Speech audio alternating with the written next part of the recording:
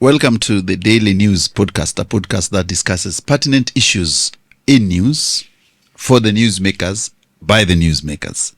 And of course, today we have a good panel, a panel of esteemed journalists from Standard Group, both TV and newspapers. And of course, lady and gentlemen, introduce yourselves from the far right. Yes, my name is Edwin Nyarangi. I'm a political reporter for the Standard newspaper. Okay. I'm happy to be here today. Karibu sana Nyarangi. JT, first time. Yes, I'm making my debut on this podcast. My name is Joseph Thiongo, also known as JT. Yes. A political reporter and also a parliamentary reporter. Karibu sana JT. Asante. All right. The lady in the house. Okay. My name is Irene Kizenji. Yes. And a political reporter. And I'm happy to be here today. Karibuni sana Irene for the first time, and of course JT. Nyarangi is a veteran in this house. Now, ladies and gentlemen, let's start with the biggest conversation. The court in Garissa has just quashed the census for the three counties in northern region. Irene, what is your take? I think it was a good move because we've had a lot of issues when it comes to, since the census gives us numbers on our population. So I've had the advantage of visiting a county like Mandera, and I saw how vast that whole county is. So when they want to get the actual number of people, I think it's a good thing. They redo that thing so that they can get the actual people on the ground, and then sharing of resources will also come in handy. It's a very important aspect of democracy. So I think I support they should be recounted. So in JT, Irene is saying that we should recount. And this brings us to the biggest thing, the politics of numbers, the politics of census, that some communities seem to decrease with the political alienation. Some numbers, the political groups give their tribes higher numbers than usual. What is your take about this? I think, as Irene has said, I think it is of... There's a high necessity for the recount of those the census numbers, because number one, we know that these numbers, for example, are what have been relied on for the last, let's say, 5 years in resource distribution. We also know ahead of the 2027 general election coming up, those are the numbers that are going to be relied upon by politicians who want to seek votes, by even in the delimitation of boundaries exercise. That is where we get to know whether they are going to get new constituencies and the numbers that are going to form those new constituencies. So I feel that was really a good move by the courts. But if you look, you're saying that is a good move. We've seen in 2010 during Kibaki era, there was the first when the census was done, there was a mishap or a disagreement. The first numbers were brought and the president rejected when it was revealing that our number one community was almost overtaken by the second community and it had to be recalibrated. Do you expect Nyarangi to say that in this country, is our census real? Or From what we have seen or heard, yes, census, it has been used as to reward some communities against others. Yeah. You will find some communities that will look like they have minimal numbers, appear to have the highest number. And this has always been used in the sharing out of resources, creating the delimitation of boundaries. So it has been used as a political tool over the years. The number of census has been used as a political tool because there's a lot of questions behind that, because you may ask yourself, how comes that some communities seem to be expanding rapidly more than others? It is a question that we need to discuss. So I think the entire census needs to be looked at. The way we do our census, we need to look at it because it has been used as a political tool over the years to the advantage to those who are in power at the expense of others. I wouldn't be surprised if after the census has been redone, and now we are being told that in those 3 counties, the numbers are way higher. Because as he said, the numbers are prone to misrepresentation. Yes. So I feel that is something we should look out for, and we should really be careful. And even as KNBS does its survey, it should really consider, it should give us a true picture and an accurate representation of the ground, of issues on the ground. You know, for a very long time, the first census which was done in this country, I've forgotten the year. 1969. No, the first during pre-independence. And the difference between the Luos and Kikuyus were 100,000 people. The first one. Yes. In numbers, absolute numbers. And Luyas were less by around 70,000 from the Luos. But subsequent censuses, the Luos have always, they were number 2, they're now number 5. Even Kambas are about to overtake them without a catastrophe. People lose numbers if there's a catastrophe or war. Yes. But in Kenya, we've never had war where 1 million people have been killed. It is because of the political stance of some regions that people, every time when they're counted lesser in this country than the rest. And if you look at the delimitations of the boundaries, you find that there are 27 constituencies which do not meet the prerequisite numbers, and 17 of them are in mountain region. Will it be ZAT? How will they come around this one now? I think one, first of all, I'd like to say we are not even sure whether this delimitation is going to happen in the first place. Going by the speaker's sentiments yesterday, yes, he seemed to infer that given that we already went beyond the timelines, the yes, constitutionally provided timelines, then he was sort of inferring that it's not a priority for the government right now. And also because he even referred to the situation in parliament where we only have 290 seats for the members. So that is one. I'll be watching closely to see whether it actually does happen. But if it does happen, it would be interesting to see how, especially in the mountain region, which is known to have all the political numbers, yes, how they balance that out. Whether they're going to, because I feel I might be subjective on this one, but I feel this is the chance for the government to either play around with the numbers, with the Mount Kenya numbers, reduce them or suppress them. Make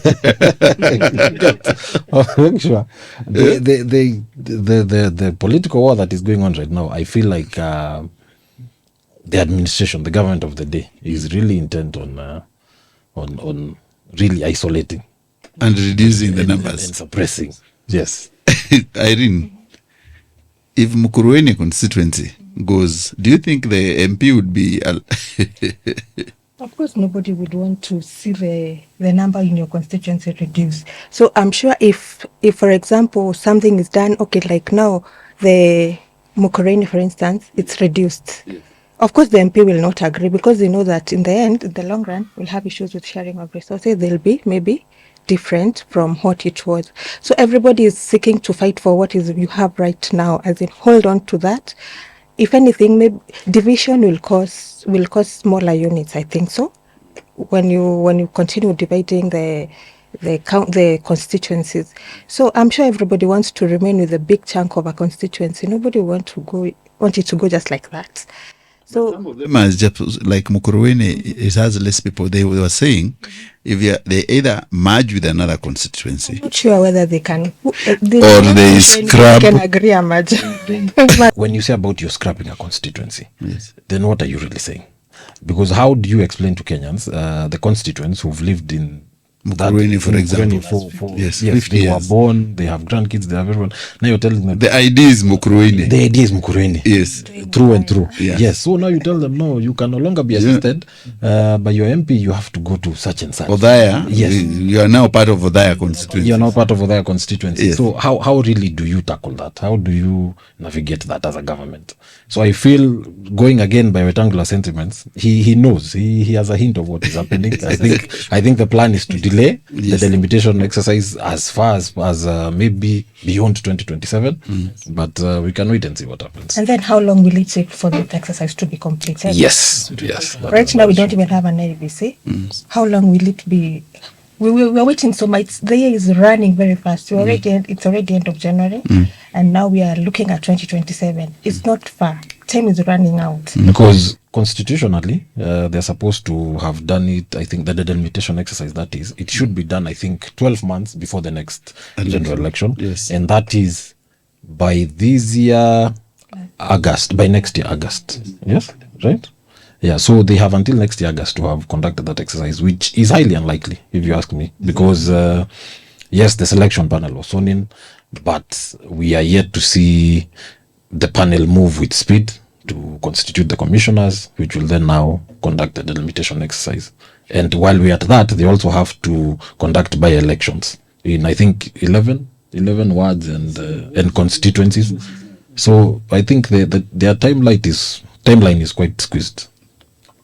So we are saying that delimitation is out clearly not is too late. the way to go. It's too late. It is really point. And we are saying also that we need to get the right numbers in the politics of census. Yes. Do you think NBS is the best outfit to be doing for us this census? Or do we do census during an election time so that we know exactly how many people we have in this country and the distribution and the numbers according to the tribes, or we scrap the tribes numbers? What I think, Because that's where the problem is. I think the suggestions that we should carry out the census, it should be one of the questions during elections. I think that one is better because as I'll be voting, I'll be indicating my tribe. So it will be easy to count. Rather than KNBS being given that responsibility, and again, it is political. Because the KNBS is a department of government. The department will be reporting to somebody, to a ministry. The ministry is reporting to the president. So they are probably going to play with the numbers. The numbers have always been played with since independence, and I don't think it is going to stop anytime soon. By virtually denying KNBS the opportunity to conduct the census, then Yes. it means you're placing that load on IEBC. Yes. And going with recent developments or Bombers. like I think IBC Jose Camargo. IBC has a lot on its plate. Let it focus. Jose on that. Camargo. Yes. About the budget. Yes. The budget that IEBC has is already huge. So imagine adding another component of census sort of on IEBC. I don't know how it will look like the budget. It wouldn't go well for IBC, in my opinion. Okay. In my opinion. Let's move on to the next topic, ladies and gentlemen. Raila Odinga AUC. What is the prospects? The Raila AUC's being is pegged on what the president will decide on. And also, we should not forget about the superpowers. We do not know what America wants. We do not know what China wants. We do not know what Russia wants. We do not know what Britain wants and what France wants. These 5 major superpowers have a lot at stake. So they are bound to pull some strings under our feet. So it will depend on the superpowers because they control the presidents. Because the presidents are going to, I believe they are going to sit somewhere and make a decision. As much as Raila is campaigning, Ruto is campaigning for him, and the government is fully behind him, eventually the presidents will have to make a decision. And we do not know the decision that they are going to make. But as well as we wish Raila the best for him, we really do not know what the presidents are thinking. So, and also what the superpowers are thinking. Next one. Yes. So, you said that we do not know what the president are thinking. One of the biggest problems right now is the DRC conflict. Yes. Some of the votes. Tshisekedi is his friend. Yes. This is the East African chance. Yes. Do you think they have a chance of galvanizing the region, or with the dispute between Rwanda and DRC and the fallout could affect his chances, JT? It definitely could. What we witnessed between this past week, we've seen the DRC president and declining to partake in an online meeting, and I feel that is maybe because of the confirmation of Rwanda's president that is going to be there, and he sees him as an aggressor in the war involving M23 rebels. They are said, allegedly, they are said to be funding the war. So I feel Ruto has to pacify the region, first of all, in order to guarantee Raila any legitimate chance of winning the AUC chairmanship seat. And also, he has to avoid these diplomatic tiffs that keep on coming up. It's either Museveni and someone, or Suluhu is... there's something. There's always something in the geopolitics. So I feel they are definitely going to affect Raila's chances. So what could Raila do to get Irene out of this mess? I think he should just keep trying harder, because it's a delicate balancing act. For one, we've been told that countries are supporting Raila. We've seen him this month alone. He's gone to over 10 countries. Right now he's in Egypt. I don't know what method he'll have to use to convince people that he's the right candidate, because it is a very tough thing. First of all, countries have said it. We've been told like around 20-something countries are supporting Raila, but do you know how exactly they will vote when it comes to the elections next month? So it's very tough balancing act, but we can only hope for the best for him. So Nyarangi, you're saying that, and Irene said that it's a tough balancing act. If you look at this bid of AUC from Raila's perspective, what is the political implication back home? If he fails to get it, how will our politics change? If Raila fails to get that, the AUC seat, it will greatly affect our politics, because it is said Raila will definitely come back and we will have a say on how the country will be run. Even right now, as we look at this ODM party, we have two wings. There is a wing that is pro-government, and there is a wing that is more, at least is a bit cautious and Is rebellious. Rebellious. So I think this is a game that Raila is playing. Raila is not having all his eggs in one basket. He's trying to play safe. In case he loses, he'll have a fallback plan. So Raila, and I think for President Ruto, it is a matter of life and death for Raila to get the AUC. Because he knows if Raila does not get that seat,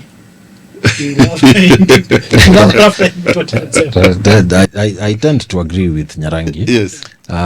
Because I believe, being the crafty man that Raila is, he still has an ace up his sleeve. Yes. Yeah? In the current political atmosphere. Yes. But as he has said, Ruto is willing to do anything politically to make sure that Raila clinches this seat, because he knows if Raila is back in the politics, it complicates his 2027 political matrix. You remember there were some settlements that were made recently by Mudavadi, I think, during the president's Western tour, where he said, mnaona Raila akienda, mnaona na Ruto arudi kwa debe, mnaona mwanaume mwingine kweli atatutisha. So they're really banking on this, because they see Raila as the final hurdle for them to maybe retaining the seat in 2027. On the other hand, on Monday I was at DAP for DAP Kenya. And politicians spoke about that. They really want him to win.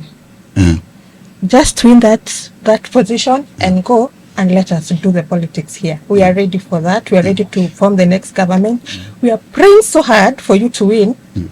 So please, just win. That was the message that they were sending on Monday. Because if he comes just back, want you out. you see, when Raila comes back, even the people who are in opposition become number 3 or number 4. Yes. Because he comes, either is 1 or 2nd. There's no, even the guys who are gravitated towards him will leave. Yeah. You cannot even go for political rallies in some areas, because the people will be telling you, si tuko na yeye.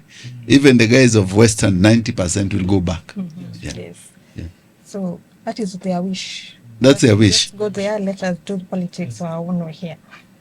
But you see, what shocks me in this country is that our politics are so individualized.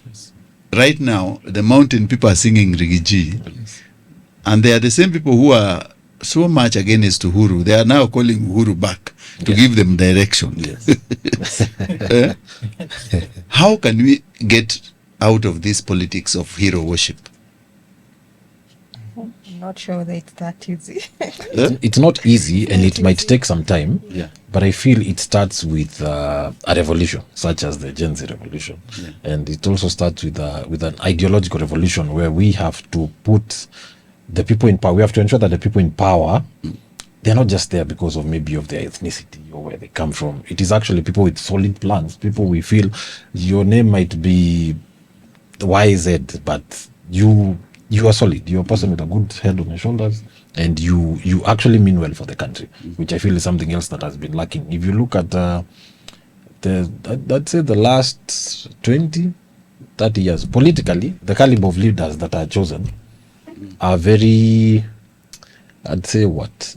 It's like the quality is on a decline. Yeah. And I'm not pointing any fingers, but even if you look at the Mount Kenya region, I think the reason why people are coalescing around Gachagua is because there hasn't been really anyone else. There's a vacuum. Yes, there hasn't been really anyone else who's addressing the issues that dedicatedly or someone. So Gachagua is the only person who's speaking out for the region. So I feel they have no option. Anyone who's not good with the current administration, they are seeing Gachagua as their best bet.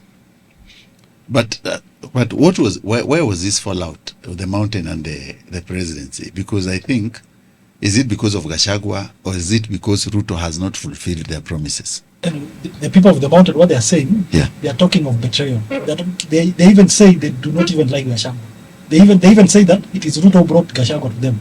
So to them, their issue, they say that Ruto has betrayed them. So they are going to punish him for betraying them. What is this betrayal?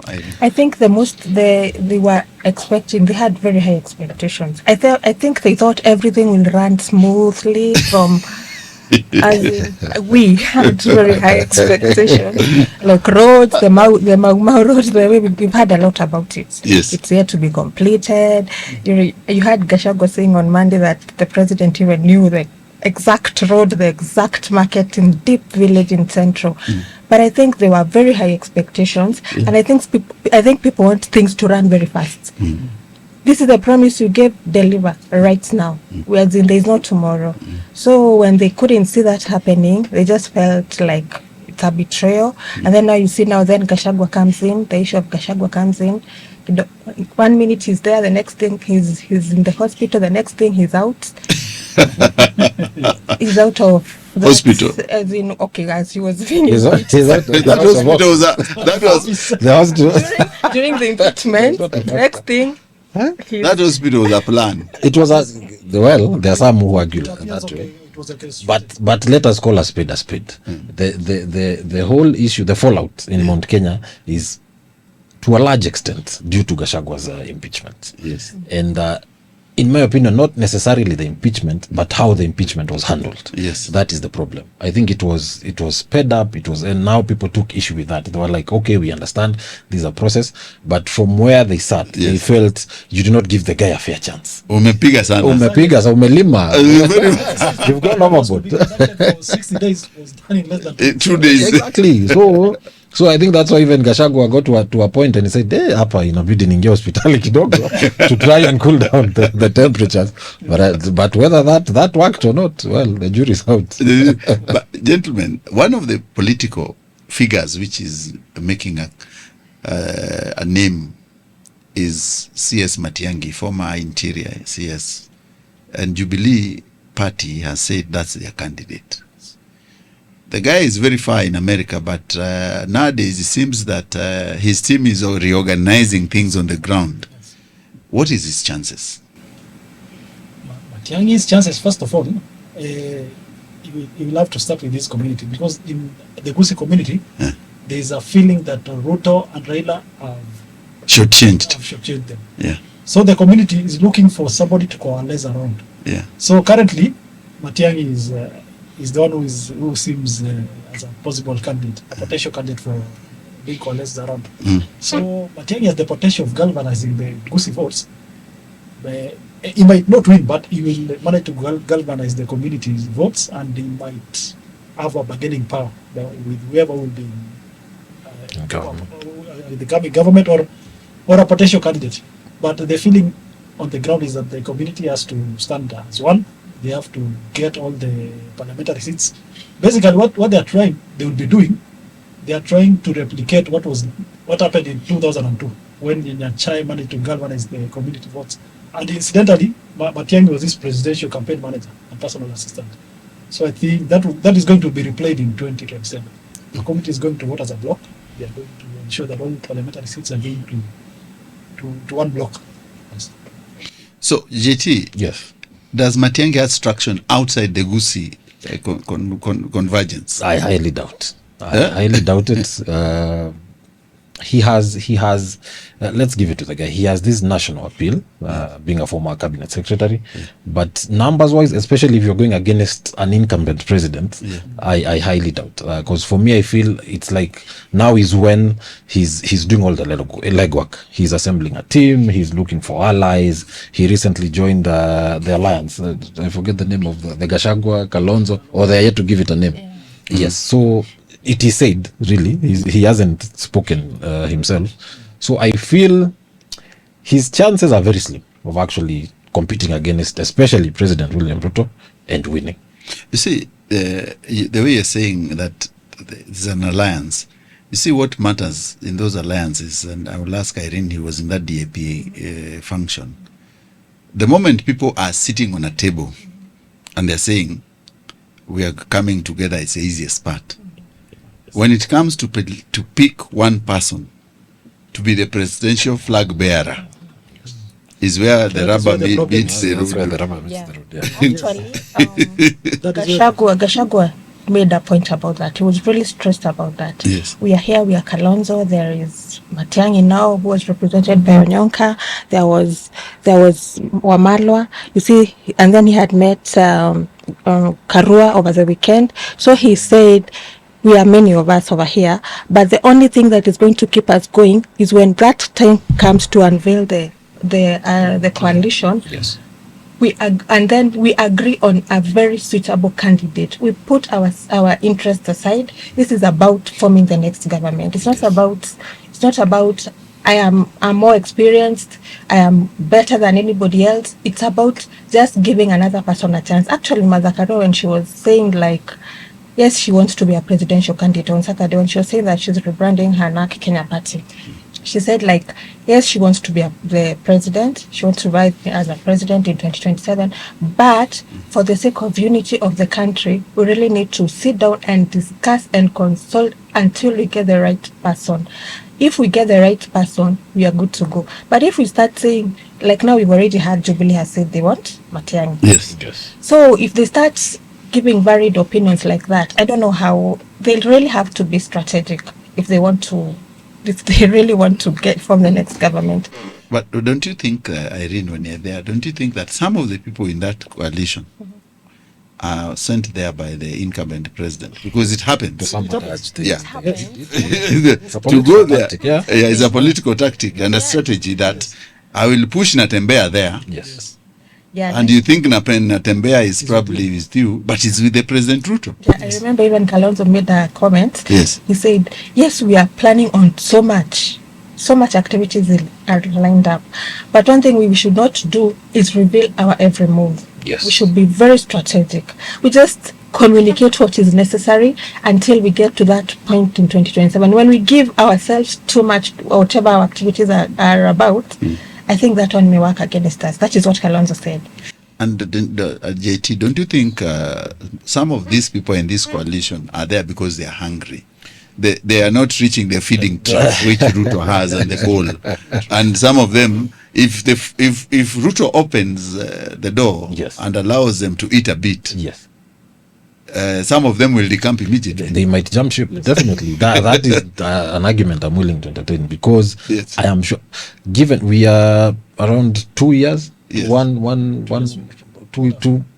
two years give and take to the next election, and I think politically that is a long time. Yes. And developments will always come up. I feel if Ruto today came and said, you know what, I want to talk to Gachagua, interestingly, Yes. there would be an serious. interesting development. Yes, very interesting. Because again, politics has Yes. proven to be, there's nothing personal in Yeah, politics. nothing There's personal. nothing. I never thought I'd see Uhuru and Ruto, for instance, maybe be on the same podium, sit next to each other. In as much as, yes, there's a sort of a cold war going on right now, I feel between now and the next election, things will definitely change. Ambitions between the alliance or the coalition that is being formed, they may jeopardize that coalition. Similar thing that happened between, I think, Karua and Kalonzo. They both wanted presidency. But then it was again up to the people to decide, or their followers to decide who has the best chance. And in my opinion, it ended up being Karua, although she lost. Yes. But there are always going to be those political issues that come up and always dictate the flow of any coalition.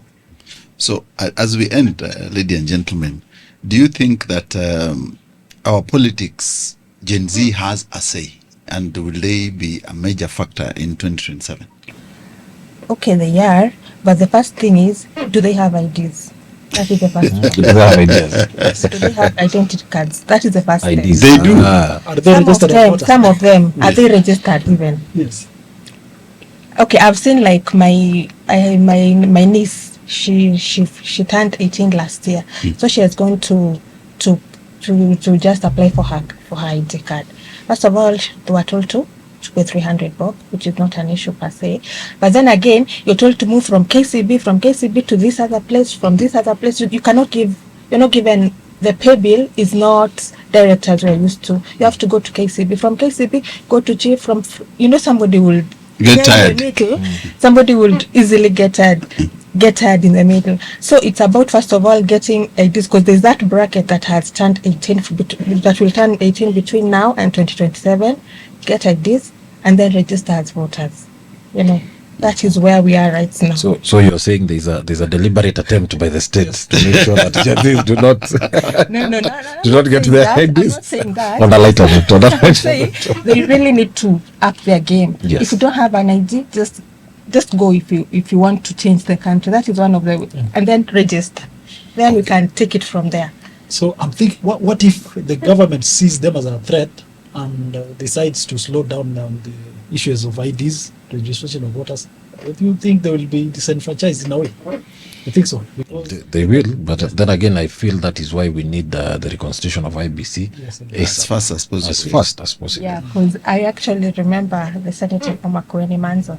He said on Monday, "You Gen Zs, we are really depending on you to help us win these elections.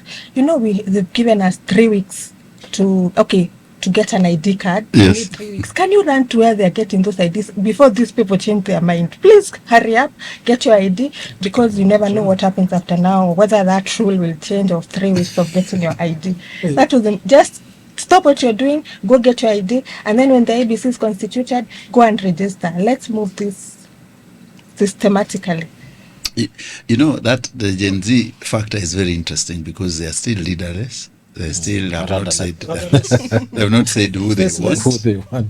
So I think Gen Z needs to come to the table Yes. with the political class and agree this is the person we want to be, or this is our team, to negotiate about their rights. If they are not doing it now, then they are still very far off from that podium of what they want to achieve.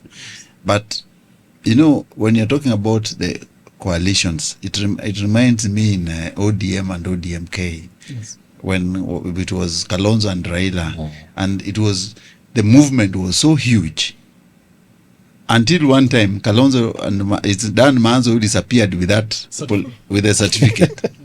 So even now, these things, and that's what I'm saying, I do not trust when politicians come together, because it's a feeding nation. They've not found the food. If food comes, Kalonzo was given something and Manzo disappeared with a certificate to deny Raila what? The ODM name and the party. Yes. They had to go to Imanyara, and you guys are in political bit. That there are around 60 new parties being registered for. Yes. So do you think there's any change soon in this political scene? I do not see the possibility of any change soon, given what is happening. We have the same players who have been there all over for the last 20 years. We do not have any new ones. So I do not think we'll have much change, because they also have their interests. Even as they come together to form coalitions, each one of them has got his or her own interest, and they will like to push them to the end.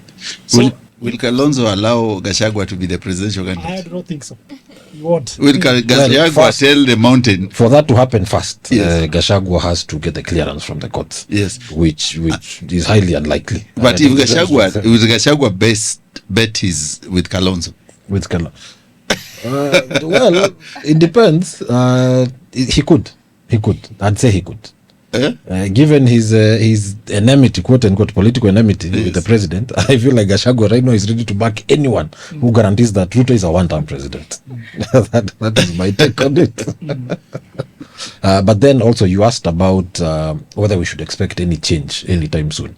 I feel for any meaningful change to happen, the Gen Zs, yes, we allowed them for their online bravado, everything, but for them to happen, go out, register, get your ID first of all. If you do not have an ID, register for the election and actually vote, because there are people who I know Do not vote. who I know, even for we millennials, people who you've gone through the entire process, but on the voting day unalala. unalala, or you either decide, I do not support either of these candidates, so I will not be voting. If it comes down to it, choose the lesser evil. But instead of getting there, I feel the Gen Z need to ensure that we have meaningful change in our next election. Okay, I think you capped it very well. Let's close this podcast. Irene, what is your last say? What do you want to say? Oh, we're just hoping for the best. We're hoping like something somewhere will change. We've seen so much happening politically, economically, but there's still time for change. I believe so. There's still time for change. And issues about tribalism, I think the more we do, the faster we do away with them, the better. We just live as a community for the sake of a better country. We wouldn't want to see what happened in 2007. I was very little back then, and I still remember what happened because I come from Rift Valley, actually Nakuru Molo. So I remember. So all we need is to live as one, respect each other. We have different opinions. There's no day we can stay with, we can have the same opinion, all of us, but we need to respect each other. Okay. Nyarangi? My take is we should remember that our country is larger than us. Our country matters more than any of our personal interests. So in whatever we do, let us put our country first. Let us remember that we have only one country. If we destroy our country, we do not have any other fallback plan. Because even countries like Sudan and even other countries that have been experiencing some political strife, sometimes these things started off as jokes. People are preaching anarchy, they are preaching tribalism, they are preaching about religion, the discrimination. So as a country, we need to remember that we do not have any other option. We have only one Kenya. Okay. JT? That's true. I think for me, mine would go to the political class, across the political divide. Mine would be to urge them that regardless of maybe the current administration, regardless of who comes in the next administration, whatever you do, just make sure it is geared towards advancing the interest of all Kenyans. Because if we are all suffering from, what do you call it? I'm forgetting the name. A poor economy, for example. Let me say that. We are all suffering. It is not a Kikuyu, Kalenjin, Kamba who is suffering. So I feel all the leaders, irrespective of who is in power, who's going to be in power, they should really strive to make sure that we are all okay and we are all comfortable and that there is equal development across the country. And of course, I think that's a very good capping it up, that we are looking forward for a better nation and a better country where people can live in and of course do their business and succeed. It has been real. Thank you for showing up, ladies and gentlemen. We meet tomorrow as we discuss other pertinent issues on this podcast. Keep listening and watching.